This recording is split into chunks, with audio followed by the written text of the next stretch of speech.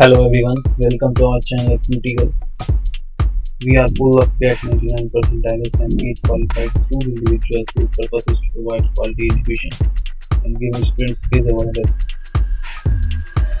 Our content starts with basic and go to take deep to reach new heights. Today we are come up with number system block, which is very important topic of cat and all other aptitude examinations. So let's start with number system. दो type के number होते हैं, आप लोग बता दीजिए number, imaginary number. Imaginary number में आई I involve रहता है, इसको ए प्लस आई बी के रूप में रिप्रेजेंट कर सकते हैं, जहाँ ए बी रियल नंबर होता है और आई स्क्वायर रूट ऑफ -1 होता है। तो real number for the rational number और रेशनल नंबर में डिवाइड करते हैं। रेशनल नंबर किसको बोलते हैं, इसको पी बाई क्यू के फॉर्म में रिप्रेजेंट किया जा सकता है, और पी क्यू मेंबर है नेचुरल नंबर के, और क्यू नॉट इक्वल टू 0। तो इंटीजर्स हैं, इसको भी रेशनल नंबर के फॉर्म में रिप्रेजेंट किया जा सकता है, positive integer, negative integer, whole numbers 0 1 2 3। Natural number सारे पॉजिटिव इंटीजर्स होते हैं, इसमें 0 इंक्लूड कर देते हैं तो होल नंबर हो जाता है। फ्रैक्शंस 3 टाइप के होते हैं, प्रॉपर, इम्प्रॉपर, मिक्स्ड। प्रॉपर में न्यूमरेटर लेस देन डिनोमिनेटर रहता है, इम्प्रॉपर में न्यूमरेटर ग्रेटर देन डिनोमिनेटर रहता है, तो 5/4 हो गया। मिक्स्ड में नेचुरल नंबर और प्लस प्रॉपर फ्रैक्शन रहता है, तो 2 हाँ 1/2 3 3/4। तो मिक्स्ड नंबर को जब आप फ्रैक्शन के रूप में कन्वर्ट करेंगे तो काइंड ऑफ इम्प्रॉपर फ्रैक्शन आएगा। क्यों? क्योंकि ए बी बाई सी को कैसे रिप्रेजेंट करते हैं, A C plus B by C. तो ऑब्वियसली ये जो है, तो A C plus B greater than C है, तो वो इम्प्रॉपर फ्रैक्शन हो जाएगा। डेसिमल्स में दो टाइप के डेसिमल्स जो हैं रेशनल नंबर्स में आते हैं, टर्मिनेटिंग और दूसरे non terminating but recurring. Non terminating recurring decimal, इन दोनों को पी बाई क्यू के फॉर्म में रिप्रेजेंट किया जा सकता है। टर्मिनेटिंग डेसिमल्स को तो इजीली आप लोग 5.6 है तो 56/10 इसको रिड्यूस कर लेंगे। नॉन टर्मिनेटिंग रिकरिंग डेसिमल्स है 5.6 बार है, इसको इस फॉर्म में प्रेजेंट किया जाता है 666 टेंस टू इन्फिनिटी। तो इसको कैसे करेंगे पी बाई क्यू के फॉर्म में, नेक्स्ट स्लाइड में देखते हैं। ये रिकरिंग डेसिमल भी दो टाइप के होते हैं, प्योर रिकरिंग और इम्प्योर रिकरिंग। इम्प्योर रिकरिंग में डेसिमल के बाद का हर एक पार्ट रिकर नहीं होता है, प्योर रिकरिंग में डेसिमल के बाद का हर एक पार्ट रिकर हो रहा है, क्लियर है। तो non recurring non terminating decimals जो कि रिकर भी नहीं कर रहे हैं और जो टर्मिनेट भी नहीं हो रहे हैं, वो रेशनल नंबर कहलाते हैं। जैसे कि 5 हो गया, ई हो गया, एक्सपोनेंशियल टर्म आप लोग जानते हैं, √3 हो गया, √5 हो गया, 3√7। तो इनको पी बाई क्यू के फॉर्म में रिप्रेजेंट नहीं किया जा सकता है, ये इरेशनल नंबर कहलाते हैं। तो ये सब आप लोग जानते होंगे। आपको दिक्कत कहाँ आती है, यहाँ पे आती है कन्वर्जन में। जैसे प्योर रेकरिंग है, इम्प्योर रेकरिंग है, तो उसको डेसिमल के फॉर्म में कैसे कन्वर्ट करेंगे। तो ये एक सिंपल सा फार्मूला आप लोग ध्यान रखें, या इसको आप कंक्लूड भी कर सकते हैं कन्वेंशनल तौर पे ऐसे करने से। सपोज कीजिए 5.54 को कन्वर्ट करना है आपको, ये प्योर रेकरिंग है, तो x इक्वल टू 5.4, फिर 10x मल्टीप्लाई करते हैं इसको 54.4, फिर सब्सट्रैक्ट करते हैं इसको, तो 9x इक्वल टू 54.4 बाहर -5.4। यहाँ से कंक्लूड होके x इक्वल टू 49/9। तो यहाँ से भी आप देख सकते हो, इस फॉर्मूले से भी ये 54 माइनस 5/9। ऐसे ही सिमिलरली अगर A B C dot E F G bar है, तो इसको ऐसे कन्वर्ट कर पाएंगे, A B C E F G minus A B C divide by 999। जितने पार्ट रेकरिंग है उतने डिनोमिनेटर में 9 होंगे। तो ये प्योर रेकरिंग को आप इस तरह से रेशनल नंबर में कन्वर्ट कर सकते हैं। इम्प्योर रेकरिंग जिसमें डेसिमल का बाद हर एक पार्ट रिकर नहीं हो रहा है, तो उसके लिए क्या करेंगे, उसमें 0 आ जाएगा। जितना पार्ट रिकर नहीं होगा उतना पार्ट में 0, जितना पार्ट रिकर होगा उतना पार्ट में 9। मेथड सेम रहेगा, इसको भी आप इस तरीके से कर सकते हैं। आप लोग करना, अगर नहीं होगा तो मैं इस पर एक अलग से वीडियो बना दूंगा। तो इन दोनों में एक ये चीज़ को माने, डिनोमिनेटर में जो 9 होगा वो जितना पार्ट रिकर होगा उसके इक्विवेलेंट होगा। इम्प्योर जब रेशनल नंबर में कन्वर्ट करेंगे तो नंबर्स ऑफ जीरो इंडेंटेड कितना होगा, कितना numbers of non negative part है। सपोज कीजिए फॉर एग्जांपल लेते हैं इसमें ABC डॉट DEFGH, FGH पे रेकर होगा, इसको कैसे कन्वर्ट करेंगे, ABCDEFGH minus ABCDE divided by कितने पार्ट रेकर हो रहे हैं, 3, तो 3 9, कितने पार्ट नॉन निकलेंगे, 2 0, तो ये इसके इक्विवेलेंट हो जाएगा। या इसको मिक्स्ड नंबर के रूप में आपको रिप्रेजेंट करना है तो ये हो जाएगा आपका सिंपली ABC,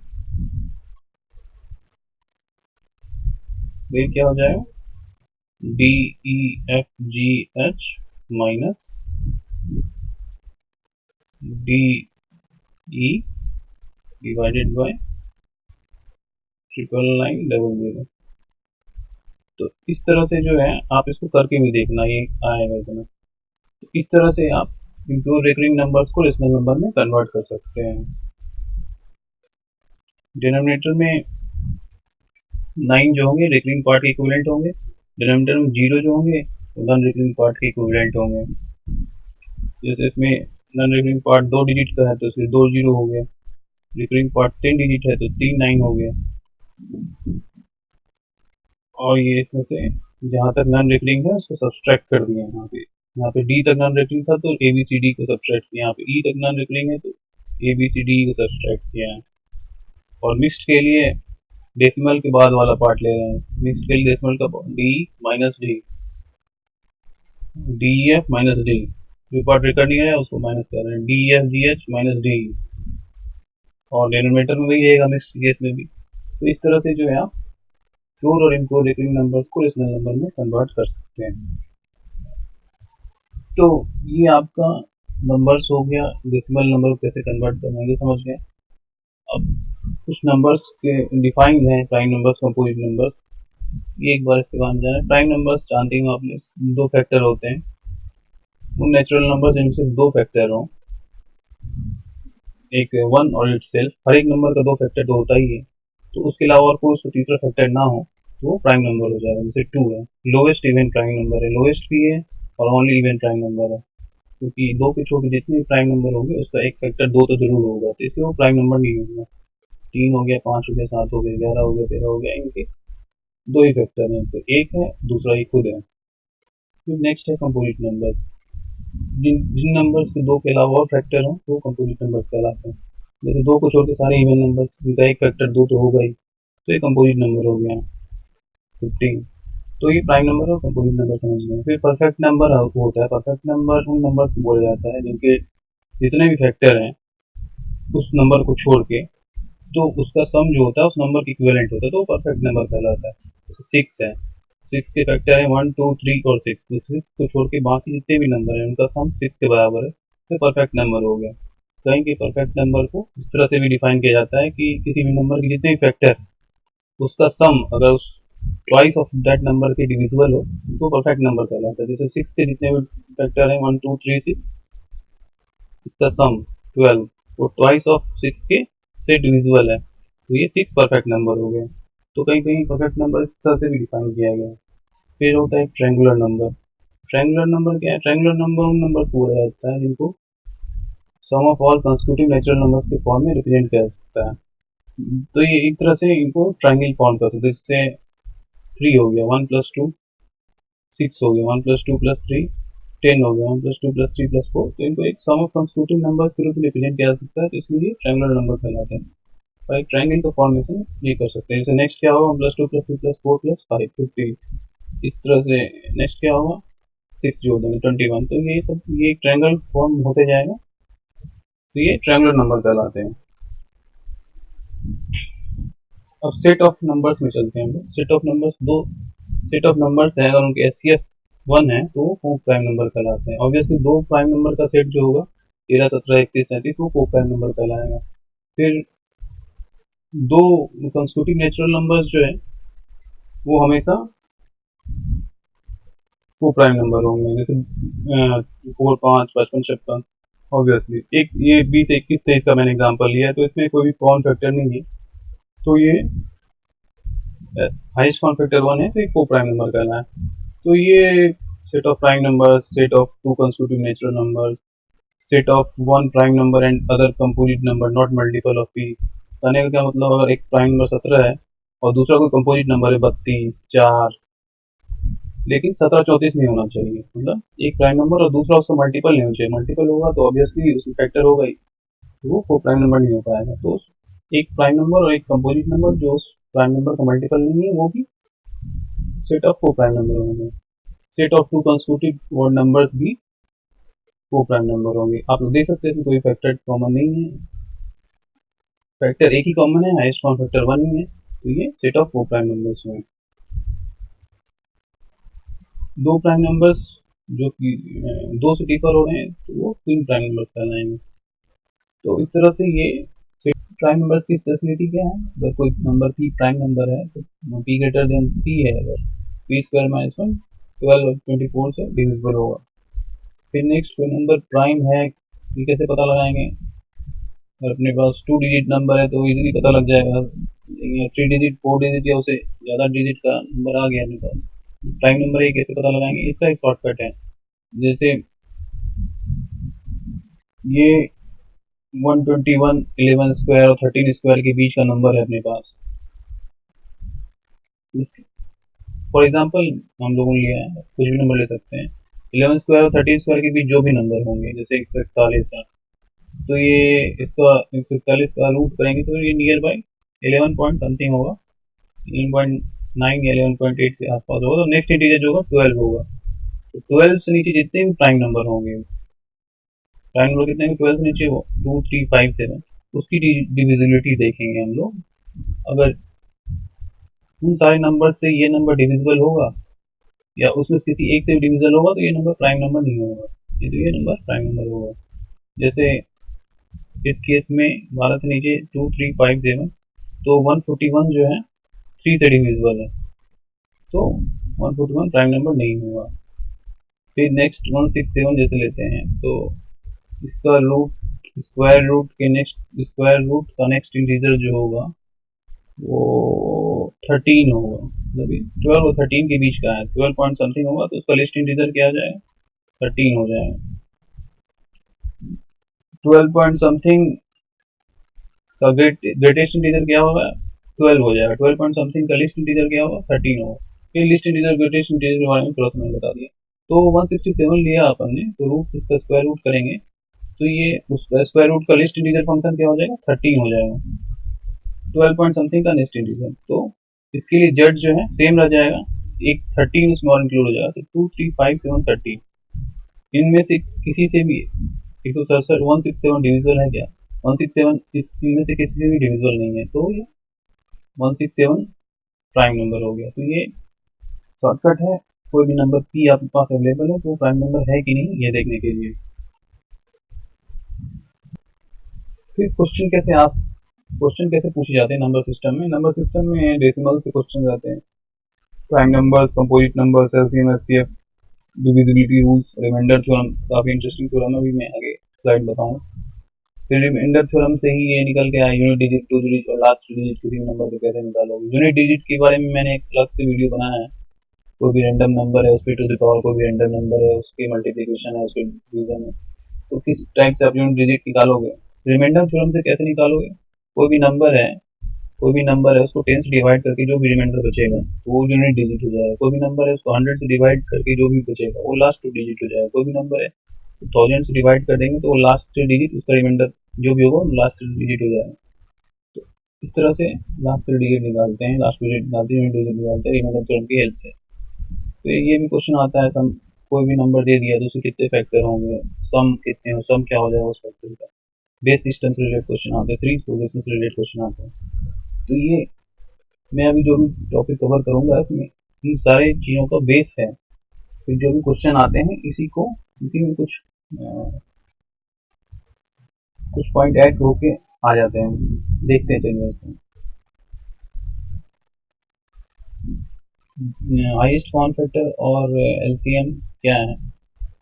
ऑब्वियसली कोई भी सेट ऑफ नंबर है n1 n2 n3 है, तो जितने भी इसके फैक्टर होंगे या डिवीजर्स होंगे, उसमें जो कॉमन होगा, से n1 का फैक्टर x y z है, n2 का फैक्टर x y w है, n3 का फैक्टर एक्स वाई भी है, तो एक्स वाई कॉमन हो गया, तो एक्स वाई इसका हाईएस्ट कॉमन फैक्टर हो गया। यहाँ पे एक्स वाई जेड का मतलब है इसके स्टैंडर्ड फॉर्म में रिप्रेजेंट किया। स्टैंडर्ड फॉर्म में n1 के सारे प्राइम फैक्टर रहते हैं, तो ये इसको निकालने का तरीका आगे देखते हैं, एग्जाम्पल समझते हैं इसको। फिर एलसीएम है, कोई नंबर है n1 n2 n3, तो इसका मल्टीपल क्या हो जाएगा, n1 हो जाएगा, इसका 2n1 3n1, ऐसे ही 2n2 3n2, ऐसे ही 2n3 3n3, तो कहीं ना कहीं कोई ना कोई कॉमन मल्टीपल इसका आएगा। तो वो कॉमन मल्टीपल जो सबसे कम होगा, जो लीस्ट होगा, वो इसका एलसीएम हो जाएगा। तो जैसे 1 और कोई दूसरा नंबर है 3 है जैसे, तो 1 और 3 का कॉमन मल्टीपल 3 है ऑब्वियसली, क्योंकि 1 का मल्टीपल 1 भी है, 2 भी है, 3 भी है, 4 भी है, 5 भी है, 3 का 3 है, 6 है, 9 है। तो कॉमन मल्टीपल कौन सा हो गए, 3 हो गए हैं, 6 हो गए हैं, 9 हो गए। लिस्ट, अब इन दोनों में लिस्ट कौन, ये दो सेट ऑफ नंबर है, तो इनमें से कौन सा ऐसा मल्टीपल है जो कि लिस्ट है, तो 3 लिस्ट है, तो एलसीएम इन दोनों 1 और 3 का, 1 और 3 का 3 हो गया। तो ये कॉन्सेप्ट है लिस्ट कॉमन मल्टीपल का। निकालते कैसे हैं, एचसीएफ कैसे निकालते हैं, तो जैसे इसका एचसीएफ निकालना है, तो कोई भी सेट ऑफ नंबर्स होता है, तो उसको स्टैंडर्ड फॉर्म में उसको कन्वर्ट करके लिख देते हैं। स्टैंडर्ड फॉर्म में सिर्फ प्राइम फैक्टर्स रहते हैं, तो स्टैंडर्ड फॉर्म में लिख देते हैं, और फिर जो भी कॉमन होता है, इन 3 सेट ऑफ नंबर्स को स्टैंडर्ड फॉर्म में कर दिया। फिर इन तीनों में जो भी कॉमन होगा, उससे इसमें कौन सा कॉमन होगा, 5 है कॉमन, 5 इंटू 3 कॉमन है, 5 इंटू 3 कॉमन है सब में, तो ये 5 इंटू 3 क्या हो गया, एचसीएफ हो गया। इस तरह से आप लोग इसका भी निकाल सकते हैं एचसीएफ। अगर कोई कॉमन नहीं है तो उसका क्या हो गया, एचसीएफ 1 हो जाएगा। फिर एलसीएम कैसे निकालते हैं, वैसे ही स्टैंडर्ड फॉर्म में पहले नंबर्स को लिख देते हैं, तो स्टैंडर्ड फॉर्म्स में उनके सारे फैक्टर्स इंक्लूड हो गए कि नहीं, जैसे इसमें ये फैक्टर्स 150 का, अब इसमें 5 3 पहले 3 टू 2 पहले ही से आए हैं, तो इंटू 7 आ गया, इसको इससे मल्टीप्लाई कर देंगे। फिर 5 5 स्क्वायर पहले ही आ गया, 3 एक 5 रह गया, तो 5, तो ये सब का मल्टीप्लीकेशन हो जाएगा, तो ये एलसीएम हो जाएगा। इन सब का मल्टीप्लाई होके एलसीएम हो गया। तो कॉमन मल्टीपल, इन सब का कॉमन मल्टीपल जो होगा, वो उसमें से जो लिस्ट है वो ये 5250 है। मल्टीपल्स तो बहुत सारे हैं, 5250 के जितने भी मल्टीपल्स होंगे वो सारे इनके कॉमन मल्टीपल्स हैं। लिस्ट कॉमन मल्टीपल इस सेट ऑफ नंबर्स का क्या है, 5250, और वो इस तरह से निकालते हैं। तो ये एलसीएम और एचसीएफ का थोड़ा सा एक रिव्यू था।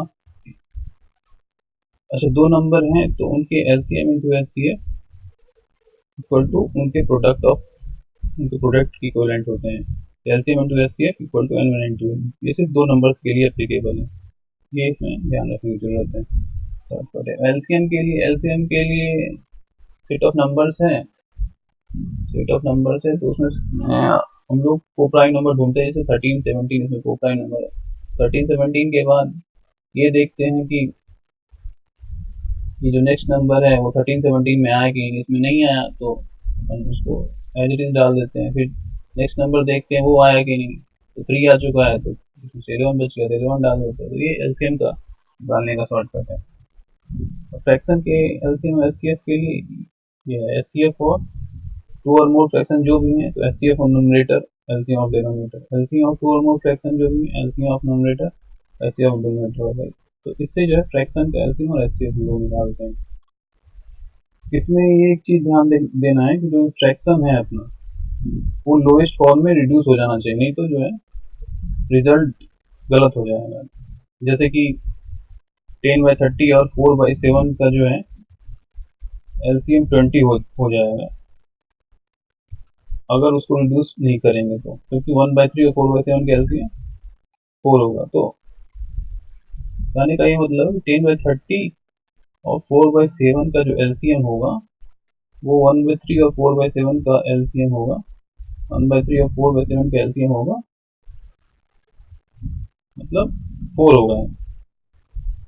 अब कुछ एलसीएम और एचसीएफ के क्वेश्चन देखते हैं हम लोग, ये बहुत इजी क्वेश्चन हैं। जैसे पहला क्वेश्चन जो है एलसीएम टू नंबर्स और HCF, LCM into HCF equal to product of numbers with H है, तो ये इजी क्वेश्चन है। फिर ये कुछ क्वेश्चंस आते हैं एलसीएम पे, two alarm clocks ring their alarms at regular intervals of 50 and at what time they will be beeping। तो ये क्वेश्चंस जो हैं ऑब्वियसली जो उनकी कॉमन मल्टीपल होंगे तभी वो साथ में बीप करेंगे, तो एलसीएम इनका निकल गया, एलसीएम जो भी होगा तो वो आंसर हो जाएगा। ये बेस्ड टुगेदर सिमिलर टाइप के क्वेश्चन, तो ये काफी इजी क्वेश्चन ऐसे आते हैं, देख सकते हैं आप। अशोक मार्ग ये क्वेश्चन है, और अशोक मार्ग 3 constructed traffic light change 36, 42 and 72 second respectively. अगर 9 बजे उनको स्विच ऑन किया गया तो फिर कब वो चेंज होंगे सिमल्टेनियसली। ऑब्वियसली इन तीनों का जो एलसीएम होगा, लिस्ट कॉमन मल्टीपल होगा, उस टाइम ये चेंज करेंगे। तो ये जो भी इनका लिस्ट कॉमन मल्टीपल होगा, जैसे 504 होगा, तो 504 को फिर जो है मिनट में कन्वर्ट किया गया, 60 से डिवाइड किया गया, तो ये 8/24 हो गया। तो इस टाइप के क्वेश्चन एलसीएम में आते हैं। फिर एचसीएफ में भी इस टाइप के सिंपल क्वेश्चंस जो हैं आप लोग देख सकते हैं, खुद से ट्राई कर सकते हैं। जैसे क्वेश्चन मैंने यहाँ से लिया है, ये फॉरेस्टर वाला, forester wants to plant 44 apple trees, 66 banana trees and 110 mango trees in equal rows, terms of number of trees। तो number of rows minimum that are required है। अब वो इक्वल रोज में 3 टाइप का ट्रीज प्लांट करना चाह रहा है, जैसे एप्पल ट्री है, बनाना ट्री है और मैंगो ट्री है। तो एक 44 है, एक 44 है, ये सपोज ये 44 है, फिर एक 66 है और एक 110 है।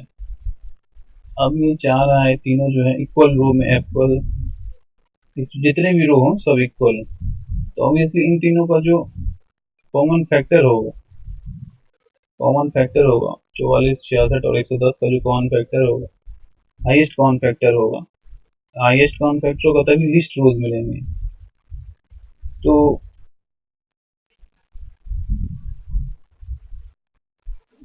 रो का साइज जो होगा उसके हाईएस्ट कॉमन फैक्टर के बराबर होगा। रो की जो रो में कितने प्लांट्स लगेंगे वो equal to highest common factor होगा। अब क्वेश्चन क्या पूछ रहे हैं, नंबर ऑफ रोज कितने हो जाएंगे। पहले इनका एचसीएफ निकालेंगे, तो एचसीएफ जो है 22 हो जाएगा, मतलब 22 ट्रीज के आप रो बना सकते हैं, एक रो। 22 ट्रीज के एक रो बनाओगे तो फिर इक्वल रोज बनेंगे, तो कितने रोज बन जाएंगे थे, 44/22 प्लस 66/22 प्लस 110/22। तो जो भी आंसर होगा तो 44/22 हो गया 2, 3 और 5, तो सी हो जाएगा आंसर। तो इस तरह से ये जो है एचसीएफ का एक लॉजिकल क्वेश्चन आते हैं। ये भी 3 runners question running around a circular track and complete one mission, when will they meet at starting point. ये क्वेश्चन जो है एलसीएम से हो गया, when they will meet at starting point. तब यहाँ से चलना शुरू किया इन्होंने, फिर ये कब मिलेंगे। अब जब इनका मल्टीपल आएंगे, ऑब्वियसली कोई 2 घंटे में कर रहा है, कोई 4 घंटे में कर रहा है, कोई 5.5 घंटे में कर रहा है, तो जो इनका मल्टीपल होगा, लिस्ट का मल्टीपल आएगा तभी वे मीट करेंगे। तभी तीनों का एलसीएम हम लोग निकाल लेंगे 2, 4 और 5.5 का। 2, 4 और 5.5 में एक फैक्टर आ गया, तो कन्वर्ट कर लेंगे, 55/10 हो जाएगा, ये 11/2। तो एलसीएम ऑफ इन तीनों का एलसीएम जो हो जाएगा 2, 4, 11 बटा एचसीएफ डिवाइडेड बाई एचसीएफ 1, 2 का एचसीएफ। तो 2, 4, 11 का एलसीएम जो है 4 × 11 44 और एचसीएफ 1, 2, 1 हो जाएगा, तो 44 डी आंसर हो जाएगा, ये 44 हो जाएगा। तो इस तरह से एलसीएम और एचसीएफ के क्वेश्चन आते हैं, काफ़ी सिंपल रहते हैं, थोड़ा सा लॉजिक लगाइएगा तो आपसे सॉल्व हो जाएगा। फिर जो है तो H C F of M N a to the power H C F of M N minus one होता है। तो ये क्वेश्चन पूछता है a to power M minus one और a to power N minus one कुल दो number हैं, उनका एच सी एफ क्या, होगा, तो उनका एच सी एफ होगा a H C F M N minus one. ठीक है, बाकी क्वेश्चंस कॉमन लॉजिक है और कुछ खास नहीं। ये क्वेश्चन थोड़ा सा जो है हिट एंड ट्रायल लगाना था। तो ऐसे ऐसे क्वेश्चन एलसीएम और एचसीएफ पे आते हैं जो कि लॉजिकली सॉल्व किए जा सकते हैं। फिर फिर नेक्स्ट वीडियो में हम लोग डिविजिबिलिटी और रिमाइंडर थ्योरम देखेंगे। अभी के लिए इतना ही। लाइक करें, कमेंट करें, सब्सक्राइब करें। अगर आपको हमारा वीडियो पसंद आए तो थैंक यू।